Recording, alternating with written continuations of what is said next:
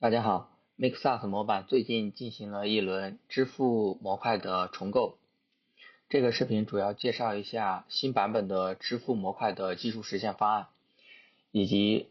为什么要进行这次的重构，旧版本有什么问题，以及新版本是如何解决这些问题的。首先，我们看一下这个 Stripe 的最佳实践的一个参考资料。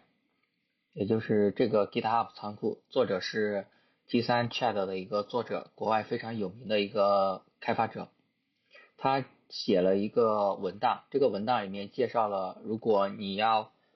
集成 Stripe 支付的话，他推荐了一个接入 Stripe 的一个流程。这个大家有空去看一下这个文档写的内容。它的核心思想就是说，Stripe 的 Webhook 的事件有很多，而且顺序又比较乱，然后呢，你可能会处理起来会比较麻烦，所以呢，他给了一个实现方案，就是说提供了一个叫 Think After Success 的一个方法，也就是说，当你收到任何一个 Stripe 的事件的时候呢，它就会去调用这个方法去主动请求 Stripe 的接口，然后把那个用户的一些数据再同步到本地这样子，然后以确保这个用户的订阅状态跟那个 Stripe 那边的状态是保持一致的。它完整的流程是比较麻烦的，然后其实也没有给出完整的一个真实的项目的一个接入的源码，所以我是根据它这个文章，然后做了一个在 MakeSaaS 模板上面做了一个实践。首先我们看一下，就是如果根据他这篇文章的介绍的话，可以毫不夸张的说，基本上市面上你能看到所有开源的 SaaS 模板都有问题。这个问题是什么呢？就是用户可能没有真正完成支付，结果呢，这个 SaaS 的网站呢认为他完成了支付，然后就把他的订阅状态变更了，或者给他发放了积分了。最近使用 MakeSaaS 模板的客户的话，也偶现有用户反馈有类似的问题，实际上就是同一个原因。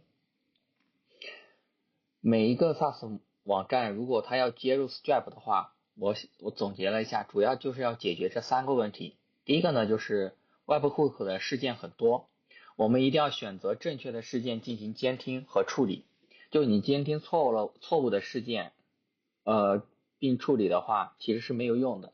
第二个呢是 Stripe 的事件的顺序可能是乱的，时间也是不确定的，所以 SaaS 的这个网站的代码呢，必须要能够兼容，而且呢，如果有必要的话，可能是要等待的某一个事件到来才行。第三个呢是事件可能重复触发，就是 Stripe 发给你的事件，它可能是会重复触发的。有可能是 Stripe 的问题，也有可能是你网站上一次处理这个事件失败了，然后 Stripe 隔了一段时间，然后重新触发。所以网站的处理逻辑呢，要考虑密等性，避免同一个事件进行了重复的处理。你比如说积分重复给它发放了。下面我们看一下旧版本的支付方案。至于旧版本的支付流程的演示，可以看之前的这个视频的教程，以及支付的文档。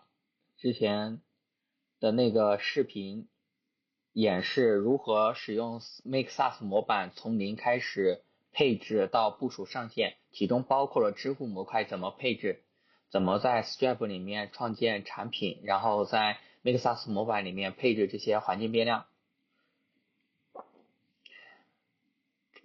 这个流程我就不介绍了。原始的流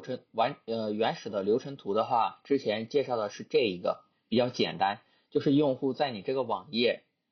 点击了一个支付按钮，然后我们调用 Stripe 的接口拿到了一个checkout 的一个 URL， 然后去打开这个支付的界面。用户在这个支付界面完成了支付之后呢，会发出一些 Webhook 的事件通知到这个网站。这个网站收到这个事件之后呢，判断用户支付成功还是失败，然后执行一些操作。以前的流程就是这么简单。旧版本的支付方案的话，监听了4个事件，第一个是 checkout session completed， 用户在 checkout session 完成了支付，以及3个订阅相关的事件，包括 customer subscription created, updated 和 deleted。 之前的问题在哪里呢？就是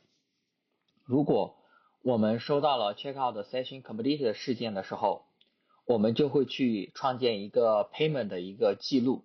然后标记这个用户支付完成。但实际上这个事件到达的时候，并不总是意味着支付真正的完成了。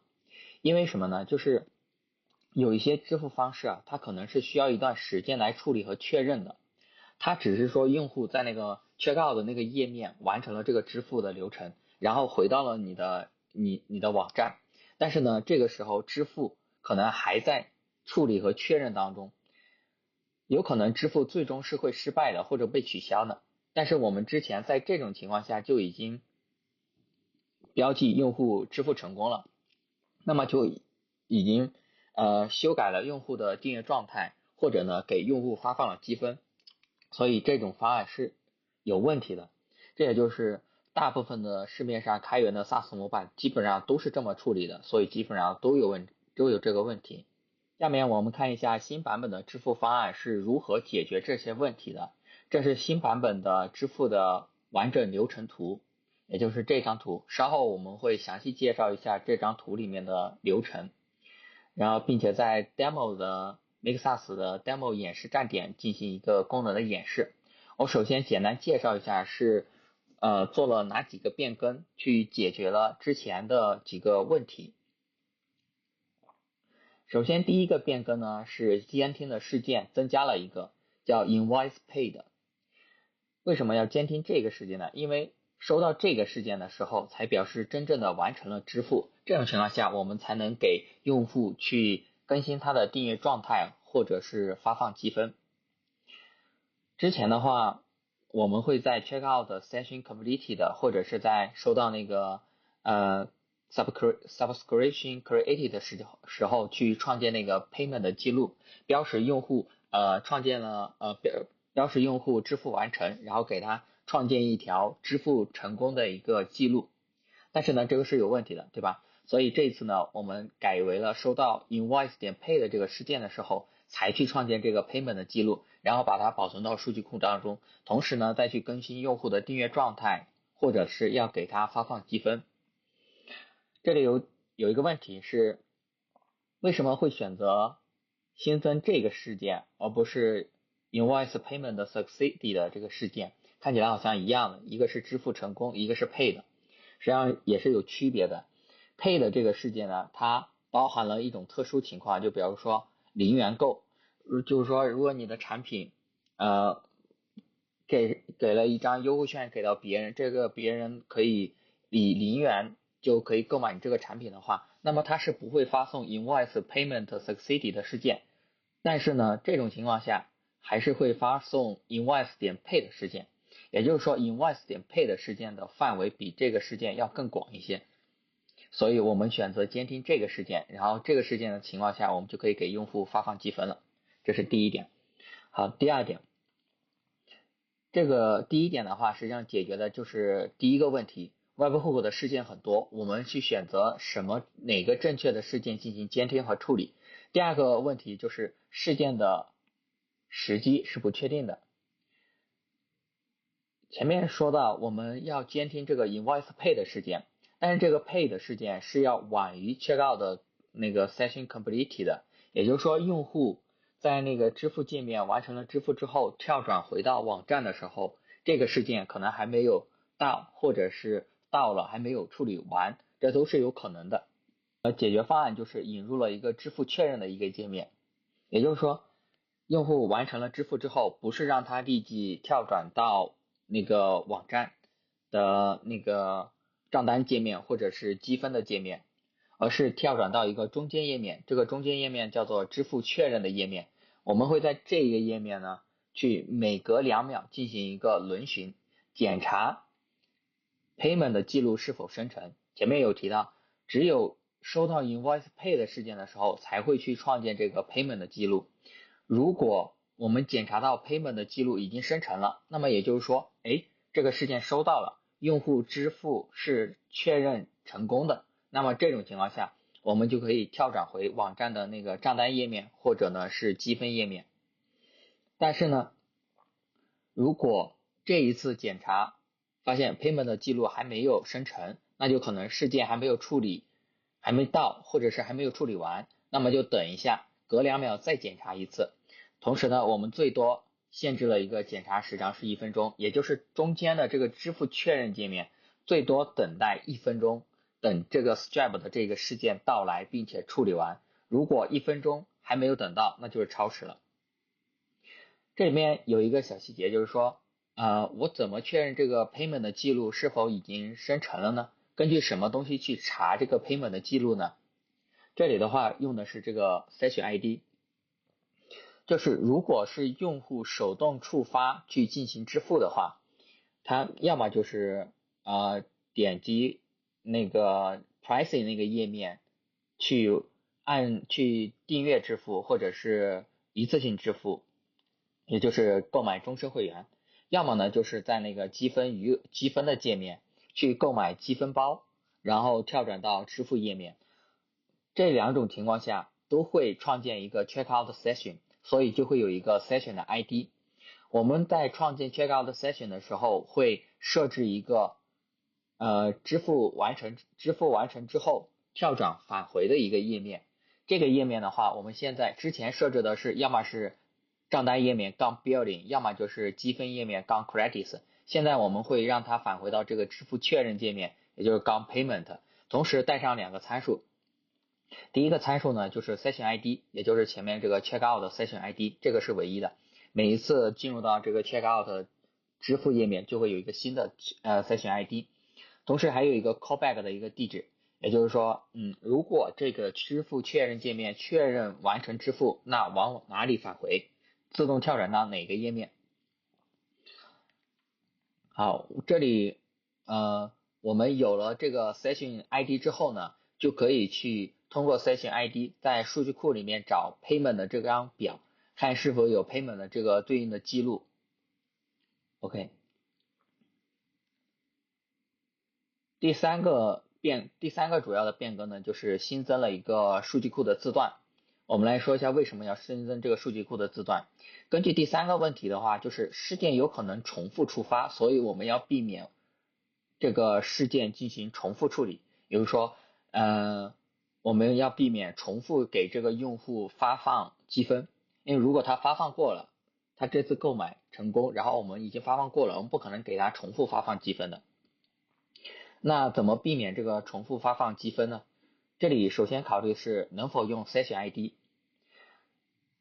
其实是不可以的，因为整个网站的 Mixas 基于 Mixas 模板的功能来看的话，大部分情况用 session ID 是 OK 的，但是有一种情况，如果是用户已经订阅了，在自动续订的情况下，是不需要用户再去进入到那个支付页面进行支付的，那么就不会进入到 checkout session， 也就没有 session ID。所以这种情况下，如果自动续订成功了之后收到了 invoice pay 的事件，那就是没有 session ID 的。在这种情况下，那么 payment 的记录里面没有 session ID， 那就没办法保证它是唯一的。但是呢，虽然没有 session ID， 但是一定会有一个 invoice ID， 也就是标识这一次支付成功的一个发票的一个编号。这发票的一个编号呢，它是唯一的。在数据库层面上，我们保证了数据库里面每条 payment 的记录的invoice ID 这个字段是唯一的，那么我们就不可能插入2条相同的 invoice ID 的一个 payment 的记录，因为如果插入2条相同的话，尝试插入第二条相同 invoice ID 的 payment 的记录的时候，数据库是会报错的。这种情况下，我们就可以返回这个错误给到上层。OK， 这个就是那个新版本的一个支付的解决方案的变更，主要是3点吧，就是新增了一个事件，新增了一个页面，新增了一个数据库的字段。下面我们结合新版本的完整的支付流程图，然后在 Mixas 的 demo 的演示站点上来做一个流程的一个实践。这个就是那个新版本的支付模块的完整的一个流程图，我们一步步来操作一下。首先是用户要进入到那个支付的一个页面，这边我们先开始注册一个用户开始。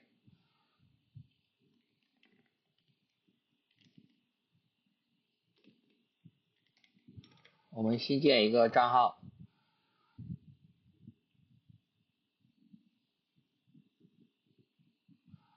收到邮件，然后确认。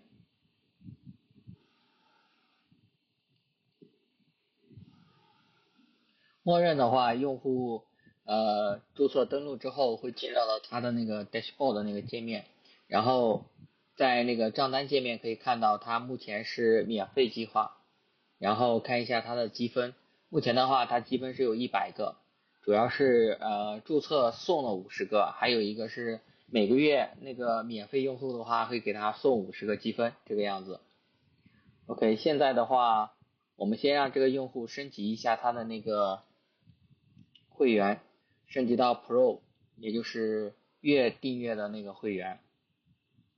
首先进行一个支付，这个就是那个 Stripe 的那个 Checkout 的那个界面。这边的话，使用这个 Stripe 提供的测试卡424242进行一个支付。目前是在测试模式下，所以并不会真的扣钱。Makesauce 的官网的demo 演示站点就是测试模式下，所以可以随便尝试。这个就是支付确认的一个页面。确认成功之后呢，会重新回到这个账单页面。OK， 显示这个用户已经是Pro 计划，然后有效期是从9月13号到10月13号。下面我们再让用户去购买一个积分包。刚才的话，用户是有1100个积分。假设说他接下来30天，这1100个积分不够，他又会去购买其他的积分。我们测试一下积分购买的流程，这里也是一样的，进入到 Stripe 的 Checkout 的界面，完成支付。支付完成之后呢，会跳转到支付确认界面。支付确认界面这个 URL 有个 Session ID， 还有一个 Callback。确认成功之后呢，返回就可以看到它的那个现在的积分是1300个。我们可以看一下积分的一个交易记录。刚刚我们购买了一个积分，购买了200个积分，然后就加上来了。OK， 现在我们看一下这个流程图里面是怎么个流程。首先，用户点击支付的话，会进入到Stripe 的支付界面。支付完成之后呢，就会跳转，缩小一点，是会跳转到支付确认界面。但是在这之间呢，这边有一个是什么呢？就是3个事件，是我们监听的 Stripe 发给网站的3类事件。第一个是跟 Checkout 有关，一个 Checkout Session Completed， 表示刚刚那个支付的那个 Session 给完成了，然后完成之后呢，它就会回到刚刚那个支付确认界面。然后呢，第二个事件呢，是我们监听的那个订阅事件 Subscription 点 Create、Update 以及 Delete 3种事件。当收到这个事件的时候，做什么样的处理？以及这次我们新增的一个 Invoice 点 Pay 的这个事件，收到这个事件的时候，我们怎么处理？下面我们分别看一下。以前的话，旧版本在收到 Checkout Session Complete 的事件的时候，我们去创建那个 Payment 那个支付记录，表明用户支付成功了。但这一次的话，我们不在这个事件里面做处理了，而是挪到了那个 Invoice Pay 的事件里面。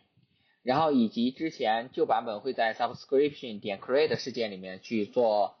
创建那个 Payment 的记录，现在也不做了，只是输出一个日志记录。所以新版本的话，其实这2个事件你是可以不用监听的。我们这边 Subscription 的事件主要就监听2个，一个是 Update， 还有一个 Delete。因为有可能那个订阅状态的那个有效期是会发生变化的，或者说用户取消了订阅，那这个有效期也会变化。这里面的订阅的状态也会可能发生变化。然后重点的话就是这次新增的监听invoice pay 的事件，然后我们看一下它怎么处理的。这里面分两种，就是收到事件之后，我们会解析这个事件，看里面是发生了什么样的购买，它是发生了一次性的支付呢，还是订阅性的支付？如果是一次性支付，又分两种情况，有可能是用户购买了积分，也有可能是用户购买了那个终身计划这样子，然后分别调用不同的方法。比如说，如果是积分购买，那么就调用这个方法去更新用户的积分余额；如果是终身计划，购买了终身计划，那么就是更新用户的订阅状态。然后，如果是订阅支付的话，那么就会更新用户的跟订阅状态以及有效期这样子。前面我们说到那个用户在那个 check out 的那个界面完成了支付之后，会回到那个支付确认界面，用户在这个界面等待结果。为什么会在等着结果呢？因为这个界面会去那个做一个轮询，也就是说他会去检查，每隔2秒去检查一下那个这一次支付的 payment 记录是否生成了。所以它查的是数据库里面这个列就是数据库，查数据库里面的这个 payment 的表是否已生成了对应的这一次 session 的那个支付记录。如果生成了，那么就是说这一次支付是确认完成了，然后显示支付成功的状态，然后再跳转回去。但如果等了1分钟还没有查出说这个有一条新的 payment 的记录给充电了，那么的话就是轮询超时，我们就显示一个超时的状态。如果是支付成功的话，刚刚我们有看到，如果是支付成功的话，我第一次演示的是订阅支付成功，这边的话是自动重定向到了账单的那个界面，然后显示了用户是 Pro 计划，然后有效期是多少多少。这里面的话就会进入到那个 Building 的那个界面，然后去调用 Use Current Plan 的这个 hook 去查询，里面会调用一个 Server Action 去查询当前的那个价格计划和订阅状态，并返回这个结果显示在界面上。但如果是用户是支付成功，并且是购买积分的话，那么我们就会把用户重定向那个积分的界面。同样的，积分的界面的话会有一个 credits page， 然后里面有一个 credits card 那个组件，然后那个组件里面会调用 use credit balance 这个 hook， 里面会触发调用一个 server action 去查询用户的积分余额，查到了之后用返回用户的积分余额显示在界面上。 OK， 完整流程的话就是这样子，大概就分了3大步。第一步呢是用户在界面上进行一个操作，点击去支付，然后进入到 Stripe 的那个支付的那个界面。等用户支付完了之后呢，会把用户重定向我们所配置的一个支付确认的一个界面。在这个界面会做什么呢？就是轮询，不停的去查询这一次支付的那个记录确认是否成功了。这里面实际上就在等 Stripe 给我们发事件，check out 的 session completed 或者是 subscription 事件，或者是 invoice pay 的事件。我们主要等的是这个 invoice pay 的事件。等收到了 invoice pay 的事件，我们会去解析这个事件里面的信息，然后呢创建一个支付的一个记录 payment 的一个记录，同时呢更新用户的积分余额或者是他的订阅状态。有了这个支付记录之后呢，这边查询就查到了结果，那么就是支付确认完成，然后就会到第3大步，就是说把用户又重定向到对应的那个界面。如果是订阅的话，那么就重定向账单界面，让用户查看他的订阅状态。如果是购买积分的话，就重定向到积分界面，让用户可以查看他的那个积分余额。完整的流程就是这个样子。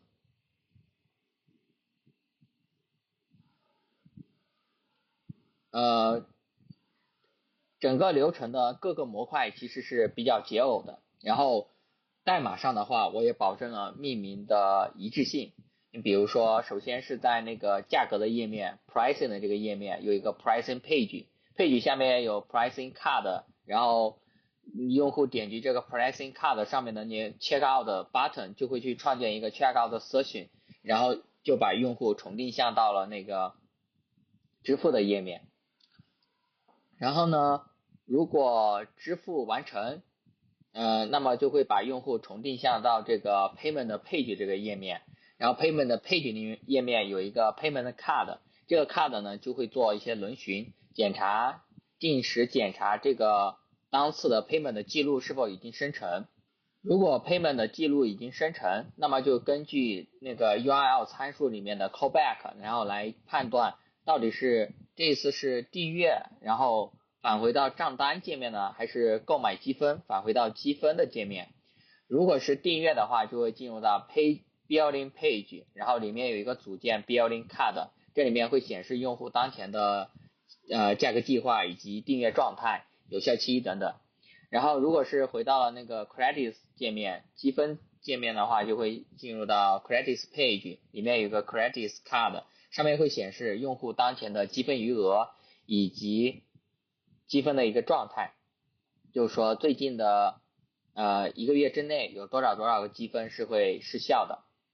大概是这样子。这个代码还是比较清晰易懂的。第5点呢，就是模板的局限性。虽然 Make SaaS 模板已经考虑到了很多的使用场景，但是不同产品呢，它的价格方案是不一样的，所以模板不可能考虑到任何的场景。如果你的产品的价格方案比较复杂的话，请麻烦一定要阅读一下源码，在你完全理解的这个源码的基础之上，然后做自己的定制。然后第2点呢，是关于产品价格计划的变化，请务必谨慎去设置产品的价格，也要谨慎对待产品价格的这个变化，不要随便的变更价格，也不要随便的去变更价格计划。为什么？因为你这个东西是会对支付模块造成一个影响的。如果你确实要改变要做一下价格的调整的话，那建议将原来的那个价格计划设置为 disabled， 然后再新增一个计划。就是如果你将原来的计划设置为 disabled 的话，它原来的数据是保持一致的，但是呢它不会在界面上显示了，那么新的用户就不可能在上面进行购买了，这个就没什么问题。你再新增一个价格计划，那么用户看到的实际上是这个新的计划，他只能购买新的这个价格的产品，不会再购买来旧的价格的产品。所以这边的话一定要阅读一下源码，然后看哪种方式是最符合自己的实际情况的，然后再做定夺。